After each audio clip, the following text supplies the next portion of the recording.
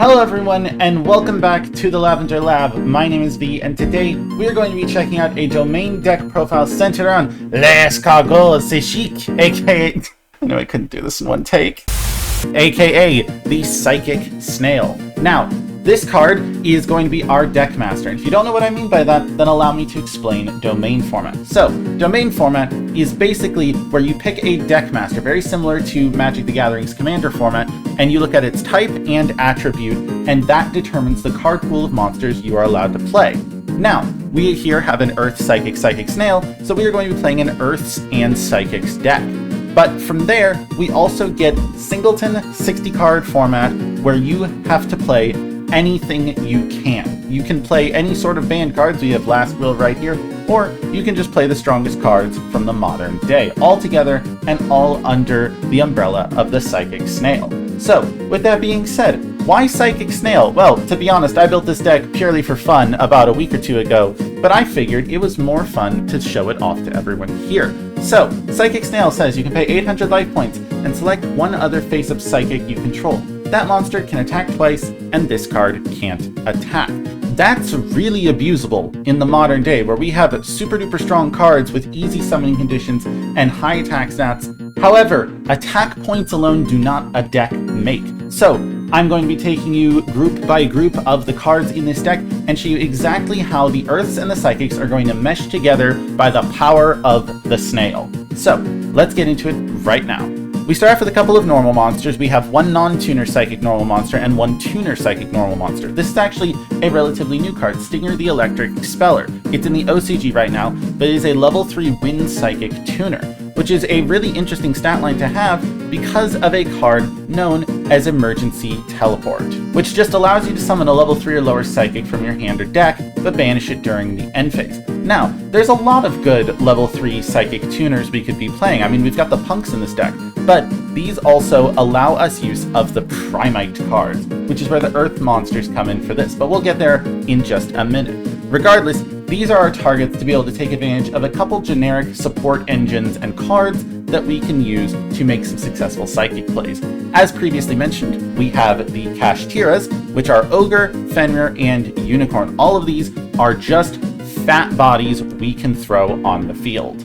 You can see there's not actually any Kashtira back row, but the reason for that is these are just fat monsters that can work together. Now, generally Kashtira are used in control formats, and Kashtira Fenrir itself is another Earth Psychic, which will come up later when we bring up our other control elements. But so they play double duty here to be both an offensive beating strategy and the core of some controlling. But who doesn't play in control is the Mech Knights. Now, Mech Knights, you've probably seen them in limited play. Mech Knights are just free big beat sticks, especially with the opponent across from you, which is only one of your 4 opponents, to be fair.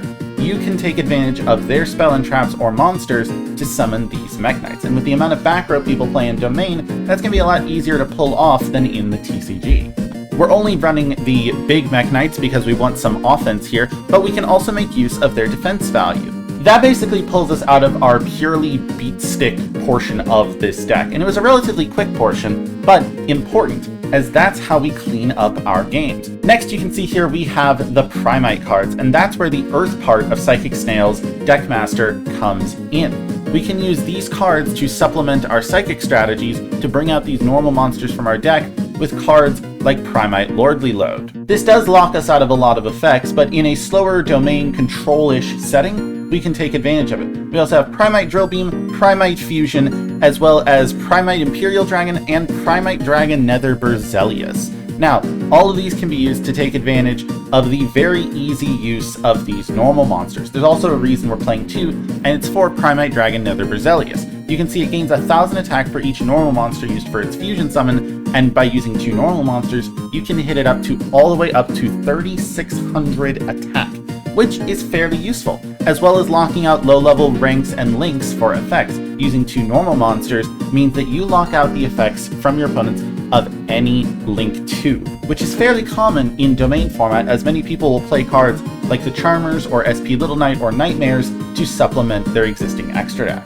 From there, we have the Naturias. Now, Naturia Cliff is not normally a card seen in the Naturia package, and I am well aware of that. However, in a singleton 60 card format, we really want to be getting to Camellia, and Camellia just does everything. We have Mole Cricket, we have Camellia, and we really want to see those cards. We're playing Cliff as a floater, actually, in the modern day. We're also running Giant Rat for the same reason, to get to these important Earth cards. Because in a deck like this, having a floater that can tutor out any of these monsters from the deck is incredibly important. It's a very odd Naturia package, but is a Naturia package focused on getting us to bodies. And that way we can focus on abusing other cards, such as the Vernisylphs. Now, if you have never read one of these cards are all Earth Fairies that read that you discard them and another monster activates some effect and revive an Earth monster from your graveyard.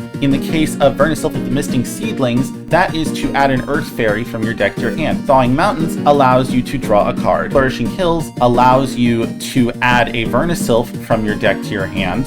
And Awakening Forest allows you to send an Earth from your deck to the graveyard. They all lock you out of non-Earth effects. However, that can be easily sidestepped by the just sheer number of Earth monsters we have here. We have Psychic Wielder, which is another free body alongside Psychic Tracker that are just generic level 3 bodies that we can use to summon some of our extra deck monsters that we'll get to later. We have Ghost Ogre and Snow Rabbit as another Eteliable tuner. However, it's also just a good hand drop. I love this card. I take full advantage of it in decks that I run Emergency Teleport in, and it's also just able to be played in this deck. The important part is that it's just free stuff.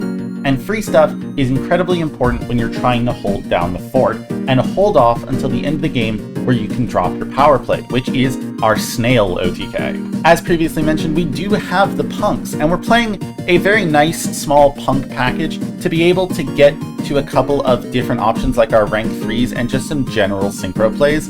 We're running this alongside the Psychic support that came out for Psychic Synchro a couple of weeks ago, but just very small packages to be able to hold things together like glue.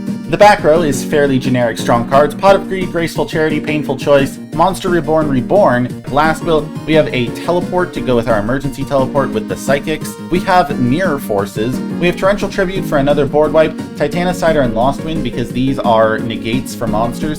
They can also come back when your opponent summons something from the extra deck. Jar of Avarice to recycle cards. DD Post as another control element that gives us free attack points. We have Call of the Haunted as more Reborn, and double hooking.